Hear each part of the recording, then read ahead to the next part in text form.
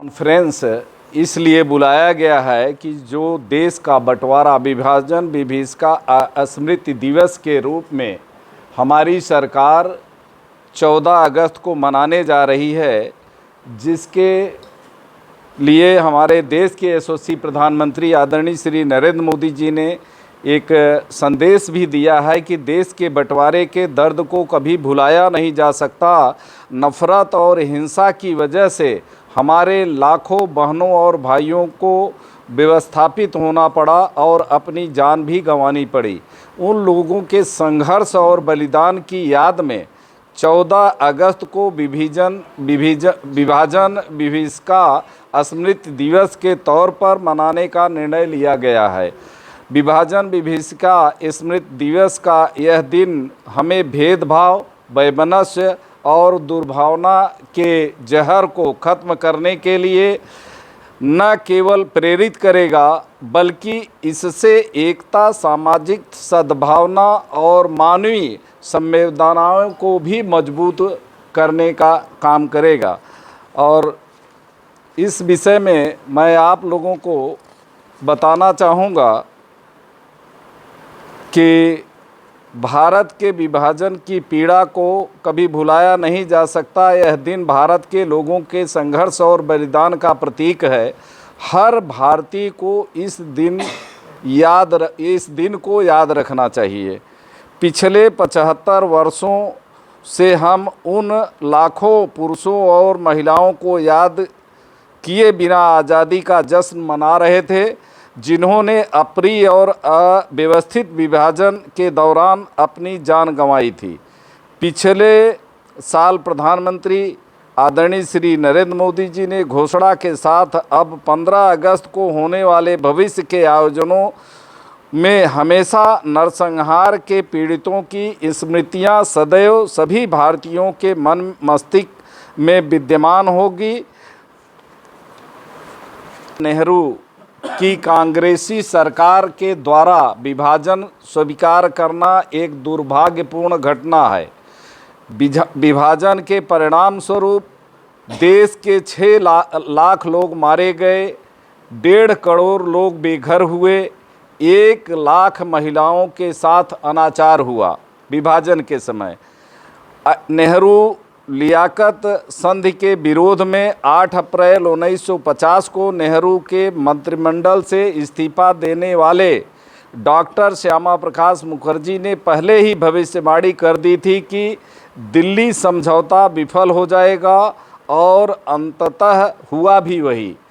Doctor Mukherjee ने कहा था कि मैं पूरी गंभीरता और विनम्रता के साथ पूछता हूं कि संधि का मुख्य उद्देश्य क्या था।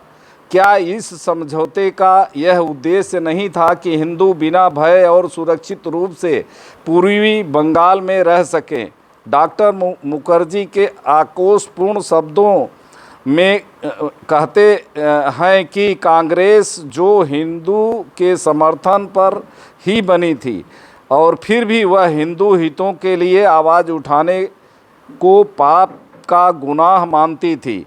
वह मुस्लिम लीग के सरीखे संगठन से लड़ना भी अपराध मानती थी, जो कि मुस्लिम वर्चस्व को स्थापित करने के लिए समर्पित थी। मुखर्जी ने स्पष्ट रूप से कहा था कि मैंने भारत के विभाजन को स्वीकार नहीं किया, बल्कि मैंने तो पाकिस्तान का विभाजन किया है।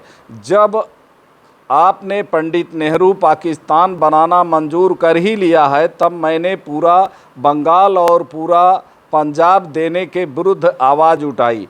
डॉक्टर श्यामा प्रसाद मुखर्जी स्वतंत्रता संग्राम सेनानी के एक निर्भीक सिपाही थे। अंग्रेजी राज्य के जिस तपते हुए ज़माने में वंदे मातरम का नारा लगाना भी अपराध माना जाता था, उस समय भी डॉक्टर श्यामा प्रसाद मुखर्जी और बंगाल के विधानसभा में अंग्रेज़ों के हौसले ढीले कर दिए थे। 1947 की काली एवं बेचैन रात धीरे धीरे आगे सरक रही थी। लाहौर से, पठानकोट से और बंगाल से लाखों संपन्न परिवार शरणार्थी के रूप में इस खंडित भारत के अंदर धीरे धीरे आगे बढ़ते जा रहे थे। उन्हें अपने प्राणों का भय था। जीवन भर कमाई और चल अचल संपत्ति को पूर्वी एवं पश्चिम पाकिस्तान को छोड़कर भागने की मर्मांतक पीड़ा थी। भारत में शरणार्थी बनने की विफलता थी। भूख प्यास थके हुए शरीर और बीबी बच्चों के भीषण कष्ट इत्यादि सहन करने की त्रासदी। लेकिन उधर दिल्ली में राजनीति अपने गति को जारी रखे हुए थी। 4 अगस्त 1947 को पंजाब के लायलपुर का जनरलवाला गांव, जो शहीद भगत सिंह का पैतृक गांव है, यहाँ मुस्लिम नेशनल गार्ड की बैठक में यह चर्चा चल रही थी कि 15 अगस्त के पहले इस पूरे ज़िले को हिंदू सिख व्यापारियों और किसानों को यहाँ से मारकर कैसे भगाना है और उनकी संपत्ति को, ज़मीन और मकान को कैसे अपने कब्जे में लेना है।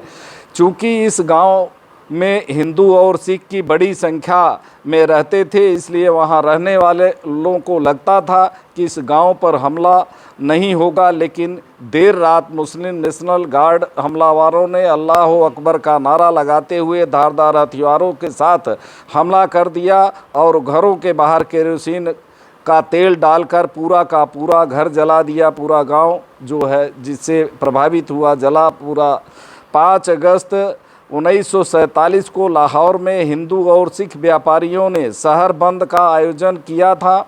यह बंद इसलिए बुलाया गया था कि इन दोनों समुदायों को हिंदू सिख पर लगातार हमले हो रहे थे।